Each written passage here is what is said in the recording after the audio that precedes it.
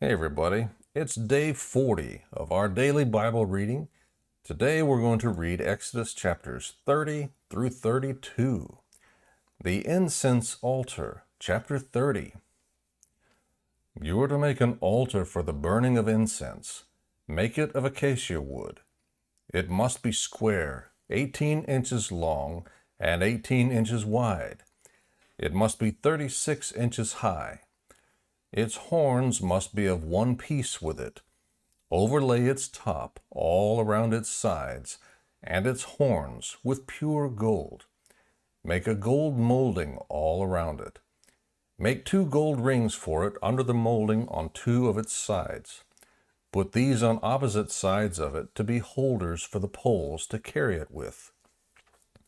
Make the poles of acacia wood, and overlay them with gold. You are to place the altar in front of the curtain by the ark of the testimony, in front of the mercy seat that is over the testimony, where I will meet with you. Aaron must burn fragrant incense on it. He must burn it every morning when he tends the lamps. When Aaron sets up the lamps at twilight, he must burn incense. There is to be an incense offering before the Lord throughout your generations. You must not offer unauthorized incense on it, or a burnt or grain offering. You are not to pour a drink offering on it. Once a year, Aaron is to perform the atonement ceremony for the altar. Throughout your generations, he is to perform the atonement ceremony for it once a year, with the blood of the sin offering for atonement on the horns. The altar is especially holy to the Lord. The atonement money. The Lord spoke to Moses, "When you take a census of the Israelites to register them, each of the men must pay a ransom for his life to the Lord as they are registered. Then no plague will come on them as they are registered. Everyone who is registered must pay half a shekel according to the sanctuary shekel, 20 gerahs to the shekel. This half shekel is a contribution to the Lord. Each man who is registered, 20 years old or more, must give this contribution to the Lord.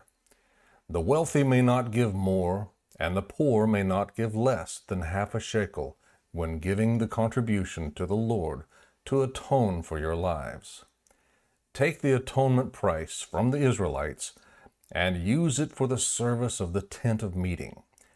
It will serve as a reminder for the Israelites before the Lord to atone for your lives." The Lord spoke to Moses, "Make a bronze basin for washing and a bronze stand for it. Set it between the tent of meeting and the altar, and put water in it. Aaron and his sons must wash their hands and feet from the basin. Whenever they enter the tent of meeting or approach the altar to minister by burning a food offering to the Lord, they must wash with water so that they will not die.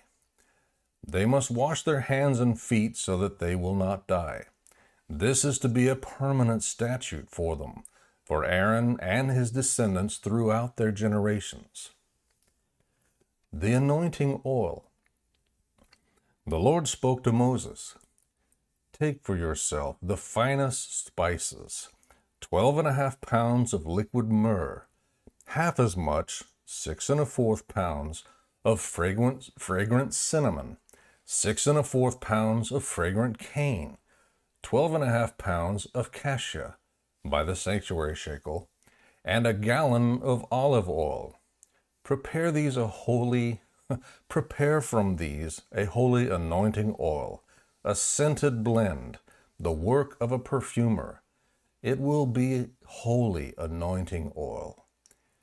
With it you are to anoint the tent of meeting, the ark of the testimony, the table with all its utensils, the lampstand with its utensils, the altar of incense, the altar of burnt offering with all its utensils, and the basin with its stand.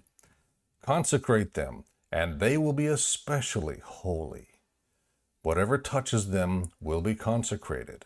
Anoint Aaron and his sons and consecrate them to serve me as priests. Tell the Israelites, this will be my holy anointing oil throughout your generations. It must not be used for ordinary anointing on a person's body, and you must not make anything like it using its formula. It is holy, and it must be holy to you. Anyone who blends something like it or puts some of it on an unauthorized person must be cut off from his people. The sacred incense. The Lord said to Moses, take fragrant spices, stacte, onycha, and galbanum. The spices and pure frankincense are to be in equal measures. Prepare expertly blended incense from these. It is to be seasoned with salt, pure and holy. Grind some of it into a fine powder, and put some in front of the testimony in the tent of meeting, where I will meet with you. It must be especially holy to you. As for the incense you are making, you must not make any for yourselves using its formula. It is to be regarded by you as holy, belonging to the Lord. Anyone who makes something like it to smell its fragrance must be cut off from his people. God's provision of the skilled workers. Chapter 31. The Lord also spoke to Moses. Look, I have appointed by name Bezalel, son of Uri, son of Hur, of the tribe of Judah. I have filled him with God's Spirit, with wisdom, understanding, and ability in every craft, to design artistic works in gold, silver, and bronze, to cut gemstones for mounting, and to carve wood for work in every craft. I have also selected Oholiab, son of Ahisamach, of the tribe of Dan, to be with him. I have put wisdom in the heart of every skilled artisan, in order to make all that I have commanded you: the tent of meeting, the ark of the testimony, the mercy seat that is on top of it, and all the other furnishings of the tent, the table with its utensils, the pure gold lampstand with all its utensils, the altar of incense, the altar of burnt offering with all its utensils, the basin with its stand, the specially woven garments, both the holy garments for the priest Aaron and the garments for his sons to serve as priests, the anointing oil, and the fragrant incense for the sanctuary. They must make them according to all that I have commanded you. Observing the Sabbath. The Lord said to Moses, tell the Israelites, you must observe my Sabbaths, for it is a sign between me and you throughout your generations, so that you will know that I am the Lord, who consecrates you. Observe the Sabbath, for it is holy to you. Whoever profanes it must be put to death. If anyone does work on it, that person must be cut off from his people. Work may be done for 6 days, but on the 7th day there must be a Sabbath of complete rest, holy to the Lord. Anyone who does work on the Sabbath day must be put to death. The Israelites must observe the Sabbath, celebrating it throughout their generations as a permanent covenant. It is a sign forever between me and the Israelites. For in 6 days the Lord made the heavens and the earth, but on the 7th day he rested and was refreshed. The 2 stone tablets. When he finished speaking with Moses on Mount Sinai, he gave him the 2 tablets of the testimony, stone tablets inscribed by the finger of God. The gold calf, chapter 32. When the people saw that Moses delayed in coming down from the mountain, they gathered around Aaron and said to him, "Come, make gods for us who will go before us. because this Moses, the man who brought us up from the land of Egypt, we don't know what has happened to him." Aaron replied to them, "Take off the gold rings that are on the ears of your wives, your sons, and your daughters, and bring them to me." So all the people took off the gold rings that were on their ears and brought them to Aaron. He took the gold from them, fashioned it with an engraving tool, and made it into an image of a calf. Then they said, "Israel, these are your gods, who brought you up from the land of Egypt." When Aaron saw this, he built an altar in front of it and made an announcement, "There will be a festival to the Lord tomorrow." Early the next morning they arose, offered burnt offerings, and presented fellowship offerings. The people sat down to eat and drink and got up to party. The Lord spoke to Moses, "Go down at once, for your people you brought up from the land of Egypt have acted corruptly. They have quickly turned from the way I commanded them. They have made for themselves an image of a calf. They have bowed down to it, sacrificed to it, and said, 'Israel, these are your gods who brought you up from the land of Egypt.'" The Lord also said to Moses, "I have seen this people, and they are indeed a stiff-necked people. Now leave me alone, so that my anger can burn against them, and I can destroy them. Then I will make you into a great nation." But Moses sought the favor of the Lord his God. "Lord, why does your anger burn against your people you brought out of the land of Egypt with great power and a strong hand? Why should the Egyptians say, 'He brought them out with an evil intent to kill them in the mountains and eliminate them from the face of the earth'? Turn from your fierce anger and relent concerning this disaster planned for your people. Remember your servants Abraham, Isaac, and Israel. You swore to them by yourself and declared, 'I will make your offspring as numerous as the stars of the sky, and will give your offspring all this land that I have promised, and they will inherit it forever.' So the Lord relented concerning the disaster he had said he would bring on his people. Then Moses turned and went down the mountain with the 2 tablets of the testimony in his hands. They were inscribed on both sides, inscribed front and back. The tablets were the work of God, and the writing was God's writing, engraved on the tablets. When Joshua heard the sound of the people as they shouted, he said to Moses, "There is a sound of war in the camp."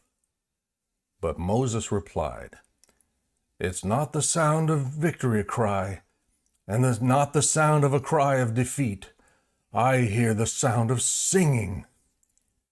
As he approached the camp and saw the calf and the dancing, Moses became enraged and threw the tablets out of his hands, smashing them at the base of the mountain. He took the calf they had made, burned it up, and ground it to powder. He scattered the powder over the surface of the water and forced the Israelites to drink the water. Then Moses asked Aaron, "What did these people do to you that you have led them into such a grave sin?" "Don't be enraged, my lord," Aaron replied. "You yourself know that the people are intent on evil. They said to me, 'Make gods for us who will go before us, because this Moses, the man who brought us up from the land of Egypt, we don't know what has happened to him.' So I said to them, 'Whoever has gold, take it off.' And they gave it to me. When I threw it into the fire, out came this calf."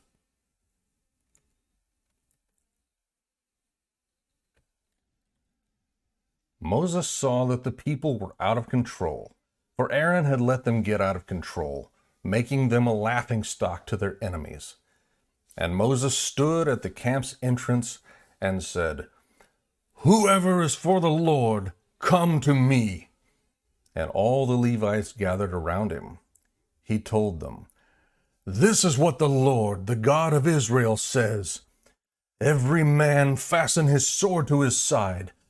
Go back and forth through the camp from entrance to entrance, and each of you kill his brother, his friend, and his neighbor." The Levites did as Moses commanded, and about 3,000 men fell dead that day among the people. Afterward Moses said, "Today you have been dedicated to the Lord, since each man went against his son and his brother. Therefore you have brought a blessing on yourselves today." The following day Moses said to the people, "You have committed a grave sin. Now I will go up to the Lord. Perhaps I will be able to atone for your sin." So Moses returned to the Lord and said, "Oh, these people have committed a grave sin. They have made a god of gold for themselves.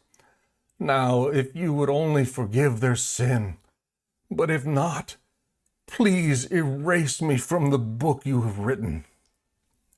The Lord replied to Moses, "Whoever has sinned against me, I will erase from my book. Now go, lead the people to the place I told you about. See, my angel will go before you, but on the day I settle accounts, I will hold them accountable for their sin." And the Lord inflicted a plague on the people for what they did with the calf Aaron had made. May the Lord bless the reading and study of his word.